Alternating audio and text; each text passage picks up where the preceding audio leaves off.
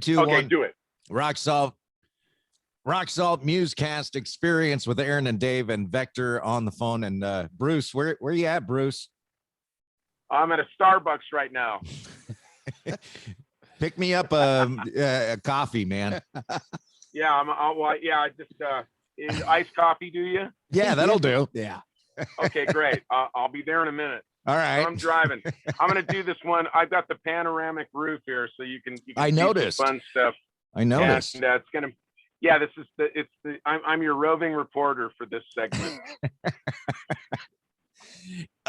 Now, Vector started in what, 83? Yeah, 82, 83. I mean, it started out as the Steve Griffith Band, initially doing concerts at the Warehouse. And I met Jimmy through that, and then eventually I just asked Jimmy if he wanted to do a band and come up with a name. And so that's when we established the first 3-piece.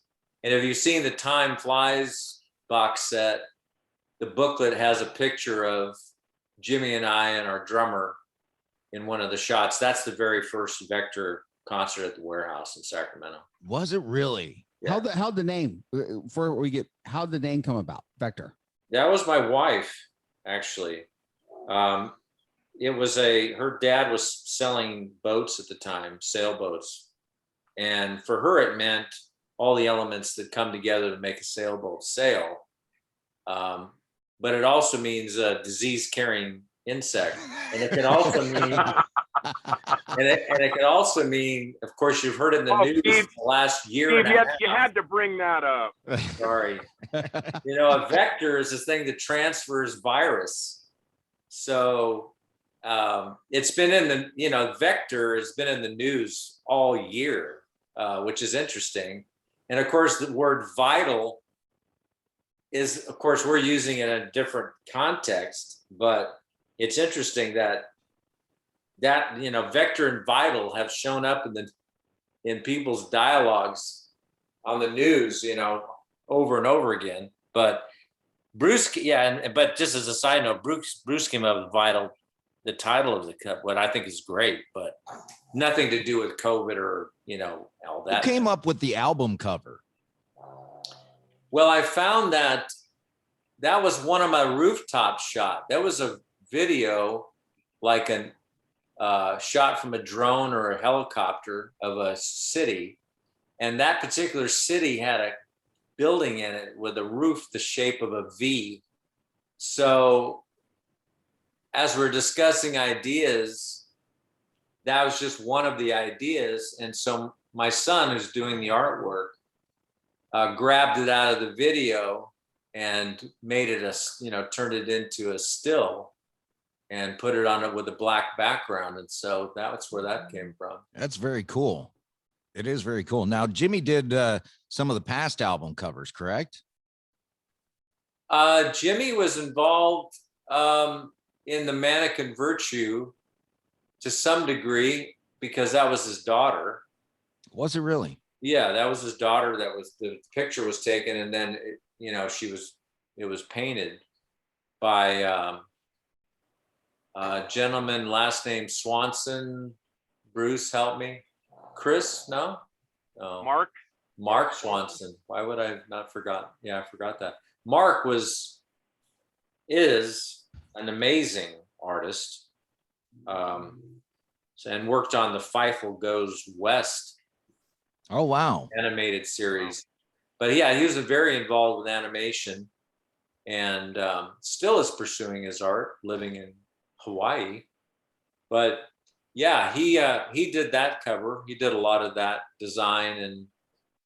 And then Bruce was the instrumental catalyst for Please Stand By. All those little boxes with men in it, and that little symbol on the bottom right, that's all Bruce. He sat and doodled that idea, and then the artist took his concept and turned it into what it is. Wow, that's pretty cool. I didn't know that. I wasn't. The next album wasn't that Jimmy's art? Simple Experience. Simple Experience was a guy named Dan Storm, a keyboard player who at one point we were looking at possibly adding to Vector as a player.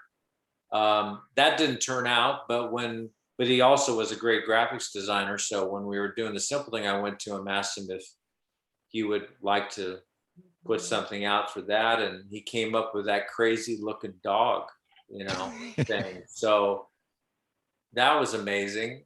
And Temptation was a collaborative thing between Jimmy and I and a photographer, and we had this crazy idea that we'd be priests, and so we did that whole thing with the garb and all that together. But my son was so excited because he's been around the music that I've done since he was a toddler, and he and I have. In fact, he's one of the co-writers of one of the songs that you haven't heard yet on the record, called Yellow Moon. And he really had this whole feeling about who Vector was, from an art standpoint, and wanted to carry that on. He wanted to make sure that whatever we did next was going to be a continuation of sort of the feeling we gave people with the art on our covers. And I think he did a really great job with it. It's looking really good. So back to the origins of the band, Charlie Peacock was on Mannequin Virtue. Yeah. And now was that just supposed to be a one-time thing, or did you had the Steve Griffith band and you brought him in, or how did that all work out?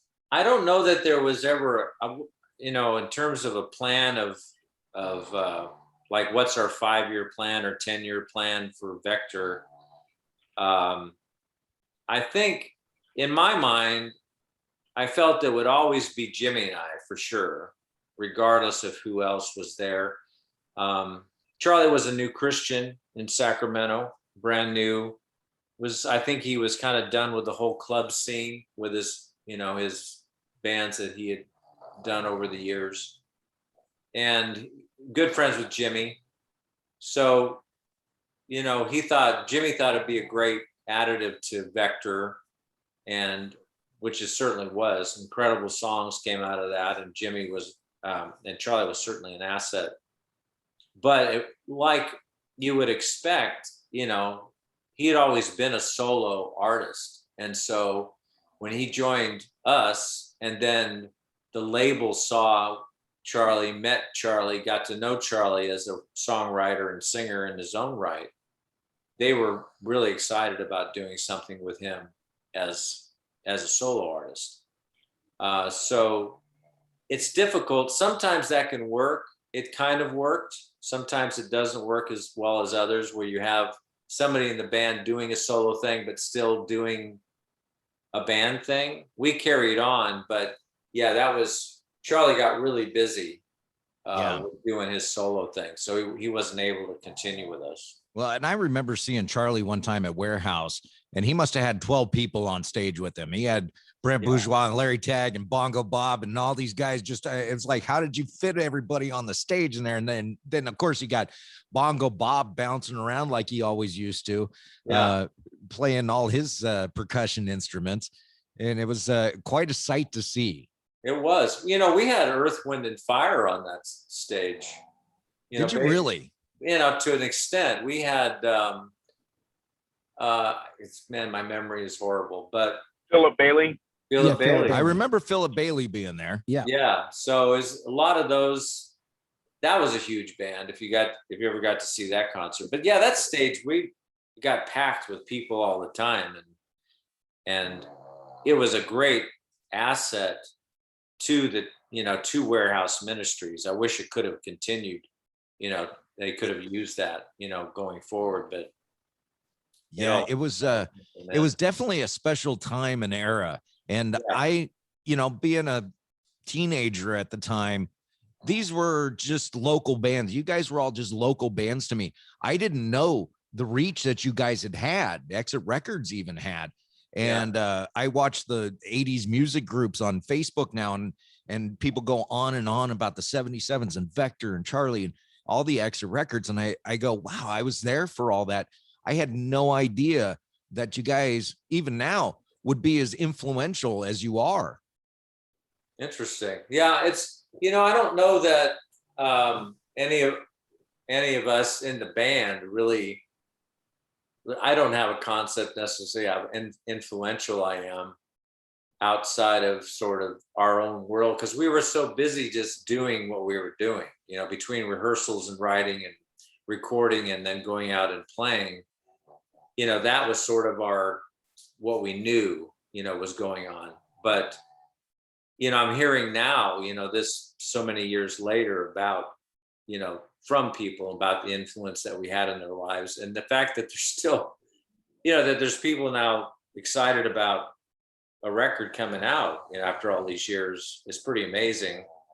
And just the response has been incredible. So I'm excited that people are excited about it and still want to hear what we have to say and like what we do. Yeah, it's I'm looking forward to it. I think you guys posted on Facebook that you can pre-order the album and the download, and I'm gonna say it was within 9 minutes of you guys posting that I had already bought my copy. That's how excited I was about it. Yeah, we didn't want to do a Kickstarter. We had talked about that whole way of doing things, but the consensus was at the end of it not to do that. At some point, we might do a pre-sale vinyl thing with the same kind of ideas that, that we just kind of put it out there. And if there's enough interest, that it makes sense, obviously, to move forward with vinyl. And we think there will be. I think there's enough people that want vinyl as well. Yeah, there are a lot of people out there. And see, I'm missing. I need another vinyl for my wall. Now, I have been talking about this for over 10 years now, and I've got to throw it out there because I got both of you guys on the phone, which is we need an Exit Records reunion festival. Can we make that happen? Can we get all the bands back together? We'll have to find out if First Strike's available. Oh, where's RV at? Yeah. Where's RV at? Hey man, we haven't even talked about, man. We glossed over that because you've got Rock of Offense on your wall. Yep. The way we started this whole project was on Pat's project, and COVID and whatever, and there's just some work things, and he's kind of taken a big role at a ministry in Sacramento, the Calvary Chapel. But man, he's got a great collection of tunes, man. A great new rock record. Yeah, it's a great spiritual rock record, man. It's got Steve Griffith, and I'm playing on it. It's slamming. Oh, that's awesome. That that sounds great, man. What's it called? What's it called? He doesn't have a name for it. It's just the Pat Boylan project, unless he's got Release Me. He's got song titles that could probably make it as far as an album title, but it's a classic 80s or I don't know radio rock style where Pat's just killing it, man. I mean, it sounds great. I mean, you're gonna probably be blown away when you hear this thing, because it's like all our stuff, man. It's real comprehensive when you get inside of it, because that's the only way we know how to do things, It is really, that's perfect way to describe it, is really comprehensive. I had mentioned to Aaron here when we first started this show, Pat Boylan was one of the people I said, let's send him an email and see if we never have, but it was like, I'd love to get Pat Boylan on the show and talk about First Strike and everything that's going on. Neighbor. Oh, dude, he's our neighbor. He's right on Winding, or where is he over there on Eastern Avenue? What's his address? No, but it's great, man. I mean, that's where Steve customarily had been staying when Steve comes into town to work with me. So we're always around Pat and having margaritas and chips and salsa. Oh wow, that is fantastic. Well, definitely. When next time you're having a margarita and salsa, you go, hey, these guys over here, they want to talk to you about First Strike. Yeah. Well, maybe that would be the kick, is to let's bring some margaritas and chips and salsa over to your place and have a little. We'll just have a little hoedown and talk. And I'm not even joking. I'm not even joking.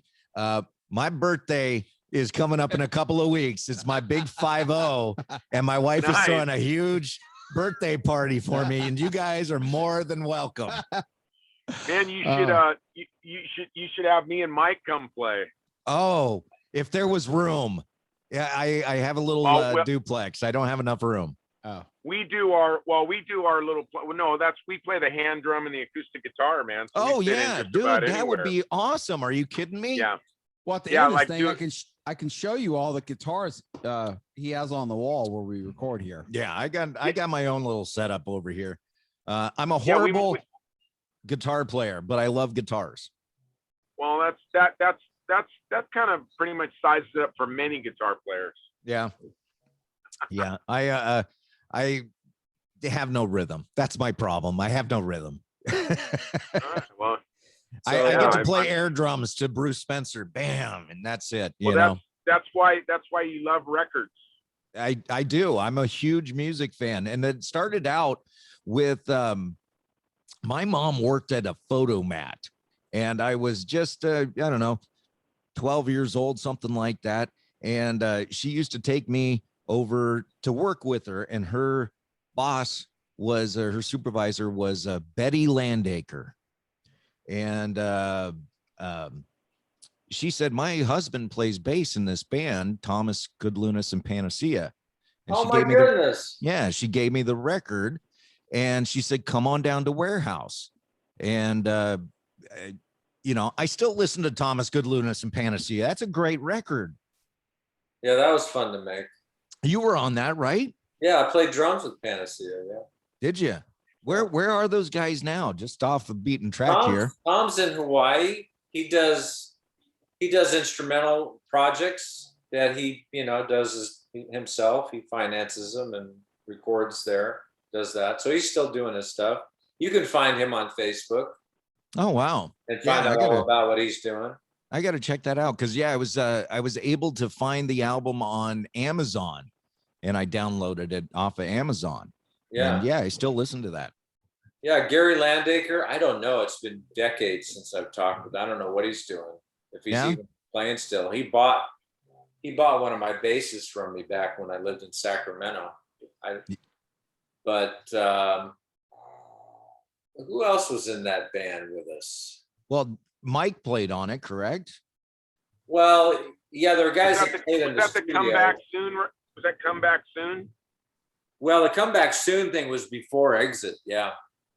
Oh, that Comeback Soon was that like a collection or like a? Yeah, that was a collection of artists that were at the Warehouse before I got there. Yeah. Okay, got you. And then Exit started, and Panacea is one of the bands that got. Right. Okay, Panacea. That's right. Because I just remember seeing those titles in the same place. Was Steve Scott involved with that? In Panacea? Yeah. No. Okay. No, Panacea was Tom's band. In fact, Tom and Jimmy were together at one point, and then I got Jimmy into Vectors. So you stole him away. Yeah. Was Jimmy playing upright with the handlebar mustache? Well, I think he was playing a lot. He was playing bass and guitar in Panacea, but he really wanted to focus on electric guitar. And so he had kind of a Jacques Cousteau thing going. Like he's returned to it now, but now it's a little bit more pioneer. Well, when I saw Jimmy with Vector back in that day, he had that hair going on that always reminded me of Lamar from the Never Ending Story guy. You know who I'm talking about? The lead singer of that band. Yeah. Lamal. Lamal. Thank you, Lamal. Yeah, Lamal from Kaja Gugu. Kaja Gugu. That was it. Right. That was it. Yeah, he always reminded me of him. That's great, man. But so how did just Was it the perfect storm that you guys were all at the same church, or did one person start there and invite the others over, and that's Well, how it, Mike, of my people that I knew, Mike would have been the first one that moved to Sacramento and got involved in Warehouse Ministries. I was in San Jose at the time. And then he called me, said, "Man, I want you to come up here and check out this church. And I've got this new band called Scratch Band, and we're looking for a bass player, and you should come up here." And I said, "Okay." So we ended up, right after I got married in 79, we moved to Sacramento in 80. And the church was amazing, just their whole thing about concerts and their attitude towards music and the openness towards really kind of doing anything, expressing yourself musically, however you felt you wanted to, and lyrically, and what God put in your heart to say. So that was all incredible. Got to meet Marion and her husband, the pastor, Lewis Neely. But by the time I got there, they had Scratch Band had taken a different turn, and Jan stopped playing guitar and started playing bass. And so that didn't work out, but that was the catalyst that got me there. And then I got on staff at Warehouse within a few months after I moved. And then I just started playing with every band that I could play with that was there. So that was a lot of fun, because besides wasn't doing my own thing. This is before the Steve Griffith Band. I just started playing. If band needed a drummer or somebody to come in, and most of the time I was playing drums, which was interesting. But background vocals and stuff. But I played with about 5 different bands when I first got up there. did you really? Yeah. See, I always look at it like the Spinal Tap thing, when they're sitting there talking about all the different bands they were in at the beginning, and hey, we were in the originals, but then we found out there was another original, so now we're the new originals, but then we were going to go back, and I find it fascinating, all the different bands that you guys are in before you strike gold. Yeah, that's what, and then it just happened, and then from there it just happened. Meeting Jimmy and doing the first Vector concert, and then putting out Manic and Virtue and Charlie, and then meeting Bruce, and then doing Please Stand By with Chuck Wild producing, and it was. Then I left Warehouse and went to work for Double Vision, which was a video production company downtown Sac, with Derek Packard was the owner of that, and learned all about that. Learned, editing and shooting and running a camera and producing videos with him. And then I started writing music for a lot of the stuff that he was doing. So I had a little 8-track studio that I used for all voiceovers and any sound beds and background music that I was doing. And that's where we recorded Simple, was on the 8-track. And I set up a little, we couldn't play loud because there were other tenants in the building. So I ran an amp through a little bookshelf speaker about this big, with a speaker about this big in it, maybe a 6 or 8 inch speaker. And that's what I mic'd for Jimmy's guitar, for all those guitar sounds you hear on that record. That's all that little speaker about this big. No way. That is amazing. I didn't know any of that. Aaron's pointing to keep me on track here. Yeah. Let's do another track, and we'll get back to Vector and talk about Vital some more. Okay. Rock Salt Musecast Experience.